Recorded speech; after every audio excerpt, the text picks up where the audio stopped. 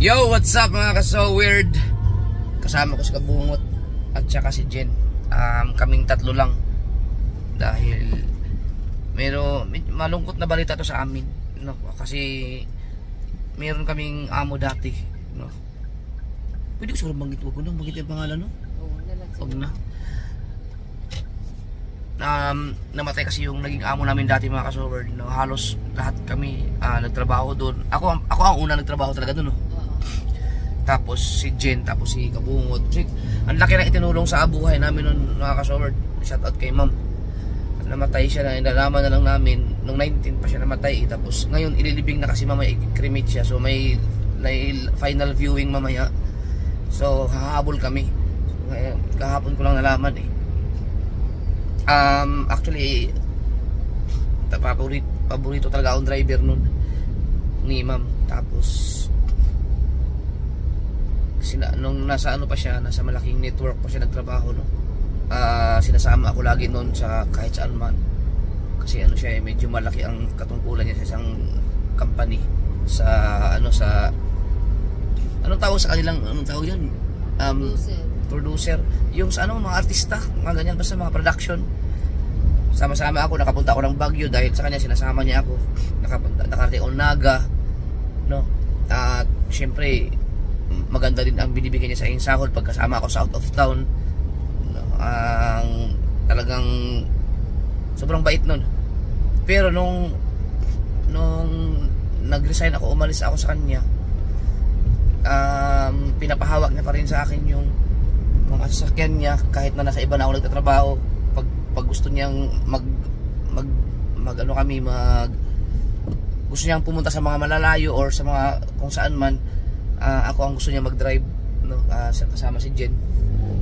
Basta yun, kahit nagtatrabaho na ako sa ibang amo, nasa akin pa rin yung GPS signal loss, yung susi ng mga sakyan niya, para pinagkatiwala niya sa akin. Kasi nag-ano lang naman siya yung minsan iniwan niya kay Jen yung susi. Basta pag kailangan lang nandun ako. Halimbawa pag nasa ibang bansa siya, may pupuntahan sa malayo, pupunta kila ulit Jen, kuya i-drive mo daw muna, ganyan dyan, may pupuntahan. Di ba sa parang kami pamilya. Sa Kabungot naman, ang laki din ang itinulong doon kasi nung sila pali doon na, pati si Madi doon din lumaki, doon sila nakatira kay ma'am. Nag-apply si Ma'am Joy noon. Nag-apply si Ma'am. Libre kami lahat. Nag-apply siya ng trabaho noon, pinutulungan siya ni Ma'am, libre pagkain, libre lahat. No, yung kilala siya ng magulang namin. As in para siya ng nanay namin. No, so ang huling nagkita kami kasi may ginawa kasi akong kalukuhan dati mga ka-So Weird. No, may nagkaroon ako ng may kasalanan ako doon kay Ma'am. Pero tapos na yun, napatawad niya na ako. Walang naging problema, no, kay Ma'am. Dahil hanggang ngayon nung buhay pa siya, kinukonsulta pa rin niya ako kay Jen. So nagkaroon ako ng aberya, kaya nahiyan akong magpakita sa kanya.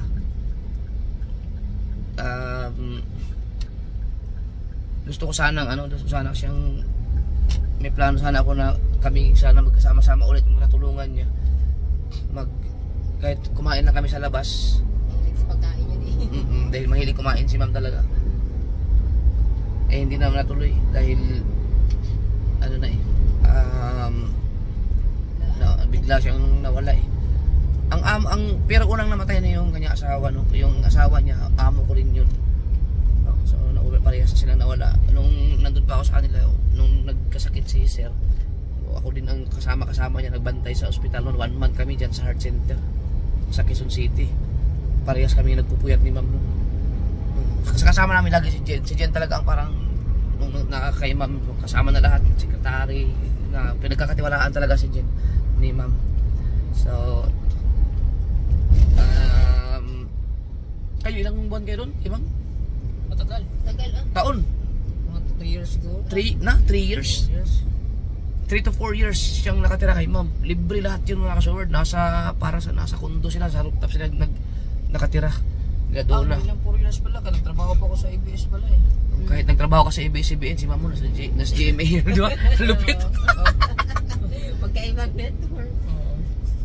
Grabe mga kasod. Mayroon, yun si ma'am, ikwento ko lang no, mayroong isang senaryo na si sir kasi medyo pasaway yun, si sir yung asawa niya eh. Pero ako talaga ang pinagkakatiwalaan nila sa mga biyahe, ganyan, no. Lalo na yun si sir, lahat ng mga chicks noon. So si ma'am, pag nagtatanong sa akin, hindi ko talaga alam kung ano eh. Saan ka nang galing kagabi, ganun. So, namatay lang si sir eh. Pero yun, ang tumulong sa akin na doon ako nahasang mag-drive talaga. No, kasi nung nalaman niya na nagda-drive ako, ginamit para sa mga delivery niya, sa mga tapa, hanggang sa nahasa ako mag-drive. Hanggang sa pati sila ma'am, pinagda-drive ko na rin, hanggang sa pinagkakatiwalaan na akong mag-drive. So si Kabungot, no, sila ni doon ay, si Mati doon talaga lumaki. Bago umuwi ng probinsya. No, kay ma'am na yun. Pero nung nagkaroon ako ng ano kasi mga sir, isa sa mga yung si sir, yung amo ni yung asawa ni ma'am, nagka-problema kami dati sa loob ng sasakyan. Yung siyempre ako mainit-init ng ulo ko, na pamura ako. Sinapak ako noon, si sir, dito, tumama ako dito, ipak. Iniwan ko sila sa loob ng gitna ng kalsada. Si ma'am no, ito, "Che, huwag ka na umalis, hayaan mo na si sir." Umalis ako, hindi kaya ko lumaban kasi si sir ay high blood eh, tsaka si ma'am high blood, umalis na lang ako. Di, military yung amo ko na yun, tsaka mahirap lumaban doon, malaking tao, lugi ako. Di, pero yun yung ano eh, time na kinabukasan, sabi ni sir, ginanon yung aking mukha. Ang tibay ng panga mo, no? Sabi sa akin, "Jeff, halika. Ang tibay ng panga mo, no? Ako pa nga ang nasaktan eh. Ayop, ikaw na sumapak sa akin." Ganun lang mga kasor, pero wala, hindi ako wala akong gumante. Walang ganun, basta lang, doon nag-resign. Doon yung nag-resign. Sabi ko kay ma'am, alis na lang ako. Kasi hindi kami magkasundo ni sir. Pero magkasundo naman talaga kami ni sir dahil nasa pakla ako doon dahil nagmura ako eh. Habang pinagdadrive ko sila eh. Sabi, "Ikaw ka naman kasi, ba't mo naman kasi minura si sir?" Sabi sa akin. So sabi, "Ikaw mag-ano ka muna." Sabi ni ma'am, lumaylo ka muna. Alangan namang kakampihan kita kaysa kay sir mo. Asawa ko yun, sabi. Bait niya ni ma'am. Sobrang bait. Pinaakyat pa ako doon sa opisina niya sa network na yun. Malaking kumpanya ng network, sikat na sikat yan mga kasword. Kinausap ko ng maayos. So, doon ka muna sa tambay ka muna sa building, ganyan, no, tawagin na lang kita pag may pag okay na si sir. Eh di, okay naman kami ni sir, wala problema. Yun nga, sinabihan ako ang tigas daw ng pangako. So, okay na, pero hindi na ako bumalik sa kanila na nag-drive. Yun na yung time na mag-freelance na lang pag kailangan na pumunta sa malayo. Ako nag-drive sa kanya, no, mag-request niya ako. Yung sasakyan niya, yung mga susi, iniiwan niya kay Jed. Para pag may kailangan biglaan, susunduin sa airport, ako ang mag-drive, ganun lagi. Nandun pa rin ako, no. Hindi na nga lang ako nag-permanente ng driver, pero sa buong taon na yun, nandun pa rin ako hanggang sa nagkaroon ako ng kasalanan sa kanya, no. Kaya mayroong, hindi ko na babanggitin yun, talagang grabe yun. Talagang malupit yung nagawa ko, pati mga kapatid yun nagagalit sa akin, nagagalit na galit sa ginawa ko yun. Pero humingi ako ng tawad kay Bob. Noon mismo nakahingi ako sa kanya ng tawad, pero wala siya, hindi siya nagalit sa akin, talagang naawa siya sa akin. Bakit mo naman nagawa yun? Ganyan. Tapos pinaano pa nga ako noon eh, pinadala niya pa ako ng mga security para lang siguraduhin okay ako. Grabe siya kabait mga kasoward. Sobrang bait ni ma'am sa akin, sa pamilya namin. Yung aking tiyahin, kapatid ni Nanay Sower, nagtrabaho din sa kanya. Ninang din yun ni Justin. Ninang ni Justin. Grabe, sobrang bait. Kaya si Kabungot, nung nalaman namin, talagang gusto punta rin ng Kabungot kasi ilang taon silang nakatira doon, tinulungan sila ni ma'am. Grabe. Pero nung nalaman ni ma'am na nag-vlogger na ako, napapanood niya, nakita niya na nagkaroon ako ng sa social media, tuwang-tuwa siya. Tapos inopera niya pa nga ako na baka gusto mong may mga online na gagawin. Tinuruan ako kasi si ma'am kasi nasa siya yung sa production eh. Alam niya yung mga kalakaran. Nahiya lang ako mga kasover. Nahiya ako. Sinabihan pa ako, gusto mo bang gusto mo ma-feature sa ganito, sa ganyan. Tumanggi lang ako. Pero hindi lang kami nagkita talaga ng nag-ulit. Siguro last namin kita mga 2012 pa no? Hindi. 2013. Oh, 2013. Justin eh. Nandun Oo. pa sa binyag eh. Lagi niya akong kinukumusta kay Jen. Ako lang nahiya talaga. Nahiya na akong ano. Pero kahit na paano naman mga ka-showbird ay napasaya ko naman si ma'am. No, kahit na hindi kami nagkita na ulit. Si ma'am na ang nakakaalam. Kami lang ang nakakaalam. No, si Jen tsaka si ma'am. Kahit na paano ay napasaya ko naman siya sa may ginawa naman akong isang bagay na nakarating sa kanya. Na talagang napasaya ko siya. Na napaluha ko si ma'am. Tsaka tuwan-tuwa siya dahil sa narating ko ngayon. Tuwan-tuwa talaga siya dahil hindi niya in-expect talaga na magkaganito ang aking buhay dahil sa mga katarantaduhan ko dati. Sayang lang at nagplano naman kami talaga. Nagplano na kami actually na ano namin si ma'am i-invite kumain lang sa labas kasi alam mo talaga magpapasaya kay ma'am pagkain talaga. Pinakamasayang ano yun dati kasi personal driver ako niya dati. Nagtatrabaho siya sa isang malaking network company no. At kapag may mga out of town meron siya mga staff, may mga tauhan siya, lagi niya akong sinasama talaga. At sa mga events may mga artista kaming kasama, lagi nandun ako. Ako yung pinaka mababang ranggo sa lahat pag sinasali ako sa production. Ako yung mga inuutusan, pinaka PA no. Halimbawa pag sinabi ng lighting director or yung cameraman, kailangan ko ng tape, battery, tatakbo ako, utusan ako noon. Ginawa ko din yun. Oo. Jeff, battery, takbo ako sa production kasi hindi pwedeng yan. May mga artista, naranasan kong ipagtimpla ng kape si Rachel Pangilinan. Pero siyempre hindi na ako kilala. Rochelle. Marami ako na-meet na mga artista, mga ka-sword noon. Nasa backstage, pagtimpla ako ng kape. Ang dami namin napuntahan. Naga, Pangasinan, Dagupan, Baguio. Yung pagre-research ng dati, yung kukuhanin ng mga para sa Starstruck, naabutan ko yun. Pero kami yung mga kami yung nakasali ako doon sa mga taong nasa likod ng mga production. Diba? Kasi pag may production kasi makikita ko mga artista. So ako doon ako kabilang sa may mga director, may lighting director, may associate producer, o iba pang producer, may mga ganun eh. Ano pa ba yung iba? Basta ako yung pinaka PA. Pero ang ganda ng pinapasahod sa akin ni ma'am. Galing. Marami din akong natutunan doon. Marami akong natutunan. Tapos si ma'am napobya yun sa akin dahil pag umiinom ako. Kaya isang beses kasi nalasing ako na pinagmumura ko siya. Yun pala yun. Nasapak din ako nun.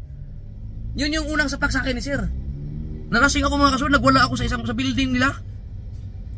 Grabe talaga. Nagwala ako sa building nila, dinuro-duro ko si ma'am. Siyempre nasa harapan ni sir. Putang ina mo, sinapak ako, tulog daw ako ibagsak. Tulog na ako. Pinatulog ako sa kulungan. Oo, yun pala yun. Yun pala yun. Yun pala yun. Iba pala yung sinapak ako sa kalsada. Tumawag kaya sa amin yun sila kasi nga sinabi na ito mo na ginawa namin kasi nga ganyan yan baka biglang ang dami pa yun biglang. So pinatulog muna ako sa kulungan talagang nila ako sa pasyente pero hindi ako nagalaw kasi si ma'am kasi sa media tapos yung si Sir Kernel hindi ako magalaw-galaw dun sa sa loob, nakatikim ako ng kulungan. Grabe. Tapos pinagbukasan, pinapuntahan ako ng tao doon, tanong mo kung nahimasmasa na ba. Nahimasmasa na. Pero pakawala na ako, i-release na ako. Pero bago ako i-release, nag-map muna ako, naglinis ako sa presinto. Kasi nung gabi daw na lasing ako, pinagdudura doon. Pati yung mga nasa kulungan, pinagduduraan ko daw. Inahayop talaga. Bumalik pa ako nung nakalabas na ako. Bumalik pa ako kasi bumili ako ng sigarilyo eh. Nag-promise ako sa mga kakosa ako sa loob. Babalik ako, bili ako yung sigarilyo. Grabe. Pasaway talaga ako dati. Ngayon, yun pala yun yung sinabi nang galing ako sa presinto nung sinundo na ako. Nakaabang si sir. Jay, palika nga. Ginano yung panga ko. Altibay ng panga mo no. Hindi man lang nasira. Ako, nasaktan ako. Isa sumapas, ang laking tao nun. 6-footer yun. Grabe. Pero vibes na vibes ko yung mga amo ko na yun mga sword. Mabait din din si Sir, ano lang maluwag. Si ma'am din ang dahilan kung bakit ako nakapanood, unang panood ko ng sine dito sa Pilipinas, sa Manila. G.I. Joe. Yun. First time ko yun nanonood ng sine nang lumati ako ng Manila. Basta pagdating sa pagkain talaga, dun yun ang pinakamaganda kay ma'am talaga. Kung ano yung kinakain nila, di ba? May mga pupuntahan sila, mga production, kasama talaga ako lagi. Hindi pwede yung bibigyan ka lang ng, ikaw driver, bibigyan ka ng pera, kain ka lang sa labas. Hindi, talagang isasama ka. Minsan itatabi pa nga ako sa kanya eh.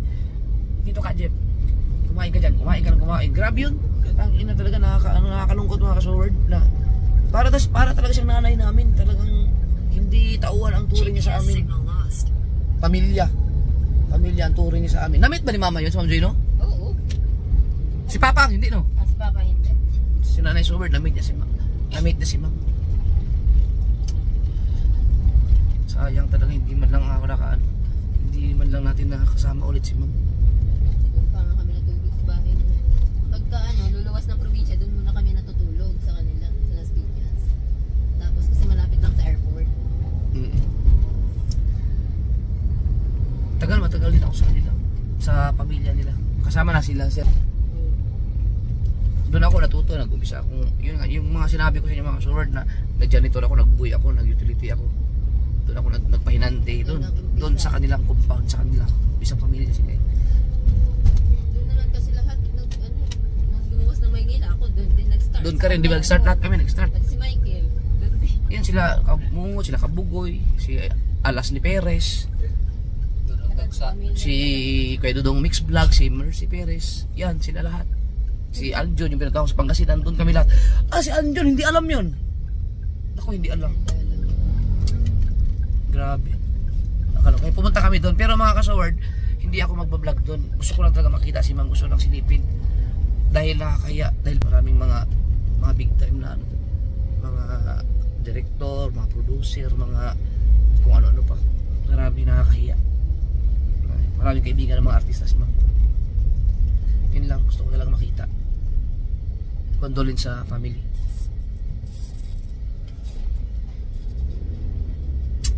Sayang. Si Jen, ang daming natutunan niya. Yung mga pagluluto ni Jen, doon natutunan lahat kay Ma'am. Lalo yung chicken spicy na paborito ko. Lahat doon. Sa lahat ng, yun ang pinakamasarap na natikman ko magluto ng adobo.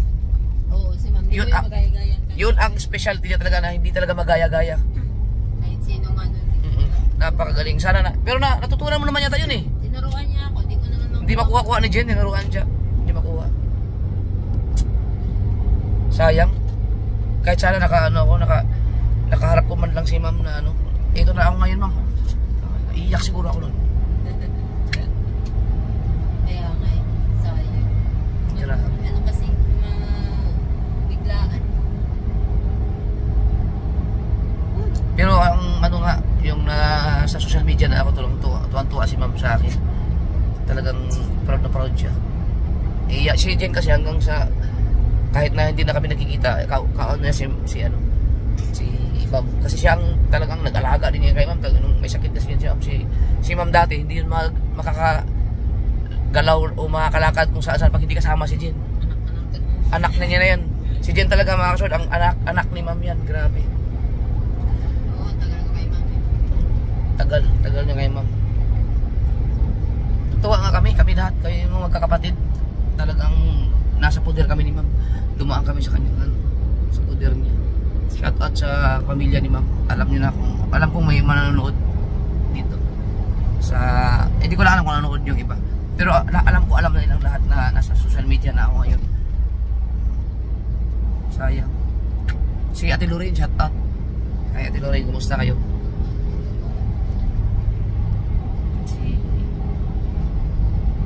Ay, Ma'am Ana, si Ma'am Tipin, si Kuya Obet.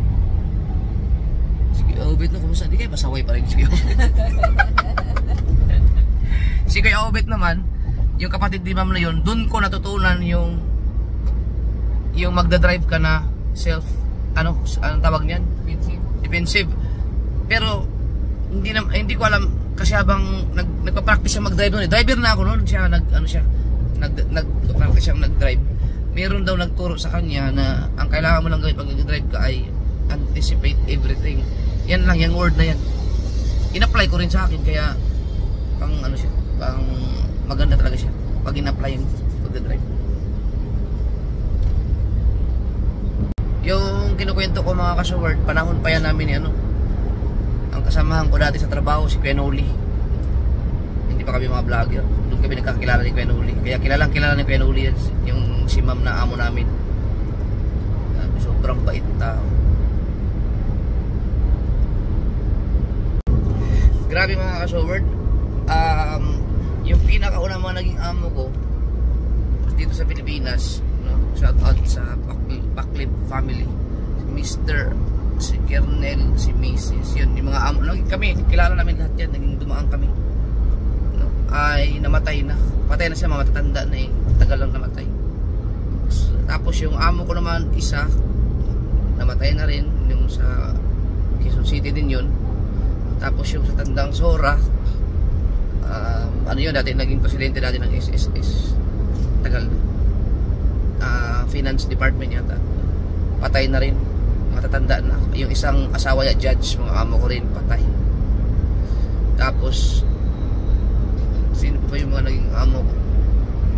Patay naman lahat naman pinagdaanan ng amo. Yung aking amo sa Magallanes dati, yung huli kong nag-drive ako, yung namatay din yung babae, pero nandun pa ako nung namatay. So 3 months lang ako nagtatrabaho doon, namatay na siya sa cancer, breast cancer. Pero yung lalaki nandun pa hanggang ngayon. Tapos ito naman ngayon, yung huli nga si ma'am, no, na tinuring kaming pamilya na namatay din. So ang dami ko ng mga amo na namatay. Ang bilis, parang kamakailan na, napakabilis ng panahon. Nakakaano siya, parang kang nagkakaroon ng anxiety kapag may mga tao na naging part ng buhay mo, tapos na matay na unti-unti lang nawawala. Parang may stress ka rin kasi siyempre tayo papunta tayo sa natanda na rin tayo eh. Sayang hindi ko naabot sa camera yung enforcer tumawid sa traffic light. Oh, swerte mo. Basta sana. Dito na tayo sa Heritage Park. Grabe, oh, maganda dito. Diyos, hindi ka kailangan mayaman ka dito, no? Dito sila dolphin ata. Ang huling na puntahan namin ni ma'am dito, nung buhay pa si ma'am, naka-attend pa kami ng burol ni Daboy. Pangatlong kanto? Rudy Fernandez. Asan yung kanto? Hindi naman to kanto, di ba? Kanto yan. Kanto yan. Pangilan yan? Pangatlo na to? Pangatlo ata. Ha? Diliwa. Baka Ay, si Kuya, Sir Obed ba yan? hindi ka sa una, di ba? Pangatlo ba to? Parang. Hindi, doon pa. Nandun yung crematorio. Doon yung sa pinaka-main siguro. Kanto. Wala mga sasakyan eh. Dapat may mga sasakyan. Oo. Kasi Doon yung sa pinaka-main, yung pag-u-turn na mo sana kanina. Yan, yan. ayun no. Kanto. Tignan natin ayun. Ayun o, crematory. Parking crematory. Dire. Funeral home. Dire. Ayan. Yan, wala pa siguro masyadong tao. Yan, crematorio. Ay baka may parking. Ang parking yan doon. Ang parking doon. Ang parking dito. Lakad na lang tayo.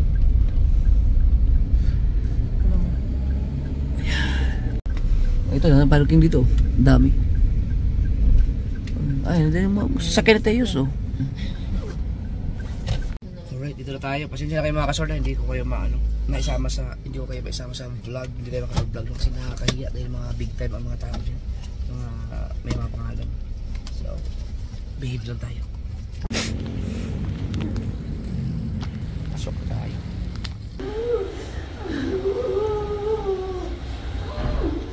Katawa ko si ma'am? Oo, parang siya naka-smile, no? Kaya mga kasword, galing na kami doon at pupunta na kami sa Columbari para ihatid na si ma'am, no? Convoy kami at hindi naman hata, wala na yung mga luha. Iyak malala, lalo na si Jen dahil si Jen kasi anak-anakan talaga ni ma'am yan. Buti pinabuksan pa. Oh, ano na kami? Grand finale nga daw sabi ni. Pagdating namin, ipapasok na si ma'am, buti pinabuksan pa yung nakita pa namin si ma'am. Kami yata ang huling tumingin sa Oo. tumingin sa kay ma'am.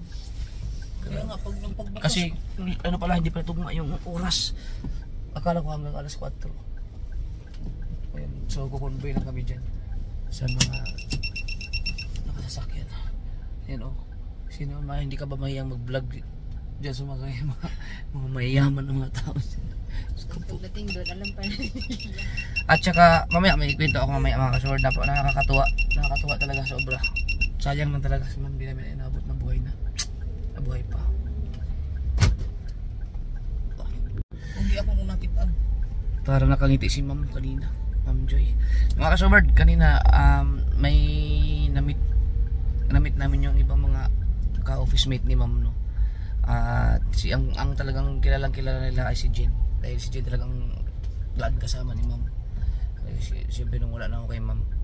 At gusto mong i-shout out sila, no? Ha? Oo. Hi kay Ma'am. Kay Miss na lang, Miss Fubel. Si Ma'am Regine Alba. Si Ma'am Mitch. At sino pa may nandun? Marami sila. Sino yung kausap natin yung asawa niya? Yun ang mas boss nila yun eh. Oo, nakalimutan ko yung pangalan. Sorry. Dahil kwento pala ni Ma'am sa kanila yung about sa akin, lagi daw akong pinagmamalaki nila sa kanila ni Ma'am, kinukwento nila yun. Sabi, Jeffrey, lagi kang binabanggit sa amin ni Ma'am JB mo. Alam namin yung mga alam daw nila yung dapat hindi ko lang sasabihin sa inyo. May ginawa kasi ako mga sword na secret lang yun para kay Ma'am. At alam nila. Sinabi daw ni Ma'am sa kanila. Wala sikreto daw na hindi nila malalaman. Nung mga kaibigan niya ni Ma'am kasamahan sa network. So nakakatuwa lang. Ayan, Dito ba? lagi akong panoorin mo to. Ito yung driver Dito, ko yan dati. Ate? Oo, doon tayo magkapasama. Proud na proud daw siya sa akin si Ma'am. Sayang, no? Hindi talaga tayo kahit nakakain mo lang tayo sa labas, kahit naipakita ko mo lang si Ma'am sa vlog ko, kung papayag yun sigurado. Matutuwa yun si Ma'am kung nagkita kami ng buhay siya, tapos alam niya kasi ang nangyayari sa akin sa buhay namin na medyo umukay kami ngayon. Sayang. Dito tayo. Andyan si Sir. Yung asawa. Kinakausap naman nila ako mga kasi magbibiro pa nga ako, picture. Oo, wala picture. Pinapakilala ako doon as vlogger. Nahiya lang ako mag-vlog talaga kasi siyempre mga taga yun. Nasa mga yan sila. Nasa production. Yeah. Nakakahiya. Tinatanong pa nga ako gusto daw Jessica, so fast muna tayo.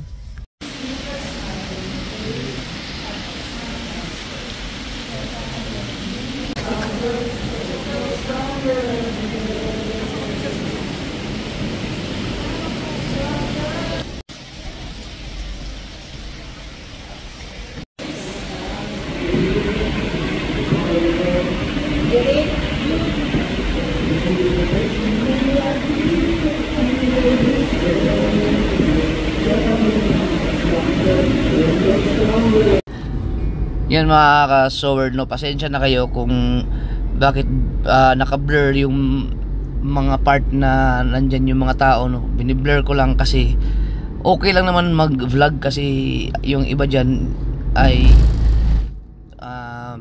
nag-subscribe pa sa akin, tapos alam naman nila na vlogger ako at saka gusto nilang makita sa vlog, isama ko na sila sa vlog. Pero syempre may mga ibang tao kasi dyan na hindi natin alam kung okay lang ba sila na masama sa vlog, so syempre mahagip talaga yung iba, so biniblur ko na lang. At saka karamihan po dyan mga ka-soward ay mga boss po yan sa GMA. Dahil si boss namin dati kasi sa GMA nagtrabaho, so biniblur ko na lang.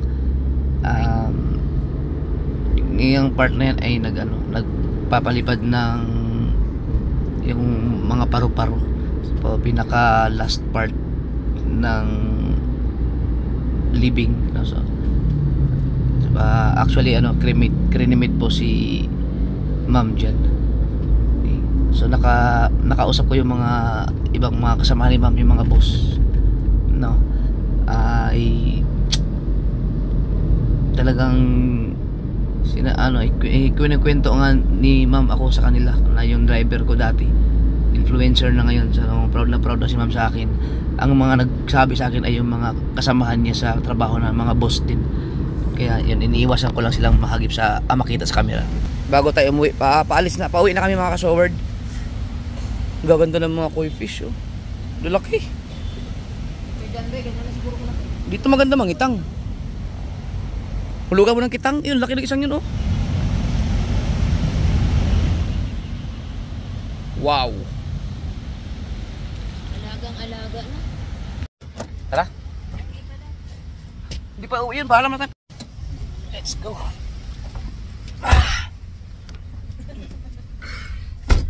Grabe na ano ako mga sword na sobrang nakaka-touch yung mga sinabi sa akin ng mga ka-office mate ni ma'am, yung mga kasama niya sa trabaho dati sa GMA. Sabihin na natin, GMA naman talaga. Lagi daw akong, pati yung isang director na nakausap ko, lagi daw akong binabanggit sa kanila, pinagmamalaki daw ako ni ma'am. Dahil nga sa naging influencer na yung driver niya dati. Hindi kami nagkita talaga, nakakapanghinayang. Handa natin. Yan, pa-exit na. Ano? Grabe no, buti inabot namin, kami ang pinakahuling final na tumingin sa Grand finale daw. kasi inabot namin, na siya, i-cremate na siya, nakaabot pa kami, binuksan pa yung kabaong para makita namin ni Jen. Si Jen kasi talagang kilala si Jen as kay ma'am na kasama. Dito? Pwede mo siguro dyan. Tapos doon sa unahan ka kanan, nakaliwa. So ang oras natin mga ka-showard ay alas 4:30 na at dadaan lang kami ng Maxis para kumain dahil nahiya kasi kami kumain. Sige po, nag-drive-thru na kami. Kain kayo, nag-drive-thru na kami. Gutom na kaayo. I-blur ko na lang siguro yung video ko noon kasi yung mga tao kasi yung mga ka-showard, sila yung mga nasa likod ng camera ng yung di ba, yung mga artista sila ang mga bossing. Mga boss yun, yung mga taong yun. Sa mga production sa GMA. Shout out Okay na lang lang. naman nato sa kanila. Okay lang naman kasi sabi isama mo kami sa vlog. Sabi niya. Exit tayo. Sama daw. Okay lang. Huling punta ko dito na nakiburol kay The Boy, si Roddy Fernandez. Exit na tayo dito. Goodbye Heritage. Yan, dito tayo. C5. The Heritage Park Mortuary. Tama ba mortuary? And crematory. Ano ibig sabihin mortuary? Hindi ko lang doon. Sobrang nanghinayang ako yung kinikwento ko lang ako lagi ni ma'am sa kanilang mga kaibigan. Yung driver ko. Ito yung si Jeffrey. Naku, ito na. Pinapakita pa daw eh. Pinapakita pa yung aking mga video. Pero in 12 years kami hindi nagkita ni ma'am or 10? Kapitek C5? Dito? Hindi, mga 8 year 2000, huli namin kita 2011, 12. Ha? South Luzon, no? O, sa ano tayo, expressway. South Luzon? O, dito. Kaliwa. South Luzon, yan tama yan. 2012,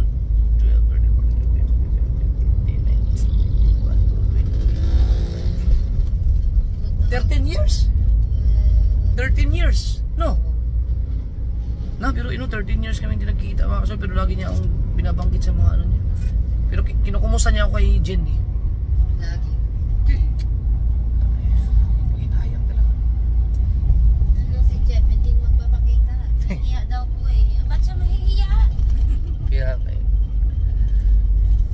naku. yan yung sasabi ng mga kaso talaga, pag may time pa hanggat may oras talaga, dapat yung mga taong mahalaga sa buhay nyo, dapat talaga pinupuntahan. Kahit paano, kahit pa isa-isa man ka, once, basta may time ko lang. Katulad yung pag nawala na sila, wala, huli na ang lahat eh. Si Mama Revic pala, kaya hindi pumunta. Gusto lang daw niyang maalala yung mga good memories. O kasi, close na close yung mga yun eh. Sakit din mga kaso, sakit sa pakiramdam din. Kasi talagang ang laki na itinulong ni ma'am sa amin talaga. Lalo na kay Kabungot. Si Jen, ano yan, para na siyang anak talaga ni ma'am. Kami lahat. Kami naman. Kasi nung time na ang pamilya ni ma'am ay nasa ibang, ang mga kapatid nasa ibang bansa kasi. So ang talagang naiwan kay ma'am, yung kasambahay niya, yung mga, kung may driver man, oxygen, nandun yan. Pag asikaso ng mga gamot. Pamilya lang si Turo niyo sa Family talaga kami. Wala kasi siyang anak din. Wala siyang anak. Rest in peace. RIP Ma'am Joy. Salamat sa lahat.